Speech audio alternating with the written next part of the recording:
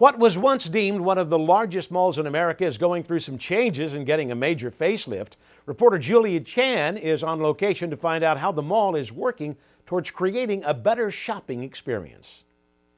What was supposed to be a quick stop at the mall for shopper Ashley Contreras ended up taking a little longer than expected. I've been coming here for the last 27 years of my life, and today I came to grab an Old Navy gift for Valentine's Day, and it's gone. Old Navy, along with 23 other stores, are all part of Del Amo's major makeover. Currently, Phase 2 includes demolishing 175,000 square feet of space to allow for up to 150 new tenants. This shopping center has needed a facelift for a long time, and it's so exciting that it's finally here. Behind me is a quiet parking structure today, but by 2015 there will be 2 buildings here.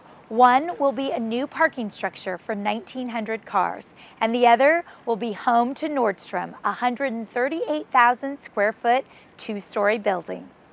While the outdoor lifestyle wing and the new food court called Patio Cafes are now complete, most shops in the North Wing along Fashion Way and Hawthorne up to Macy's have closed and moved to their new spaces to make way for the new 2-story wing. I'm really excited just to see the finished product. I think it's going to be so beautiful, and just the different amenities that we're bringing. By mid-February, the only entrance to the mall from Fashion Way and the outdoor complex will be through a walkway between Skechers and Forever 21. I'm really excited. The mall is definitely changing, and I'm excited to see all the new shops that are coming in. For now, if you are trying to get to the outdoor promenade or the AMC movie theater, park in the structure off Fashion Way. Reporting for Torrance City Cable, I'm Julie Chan.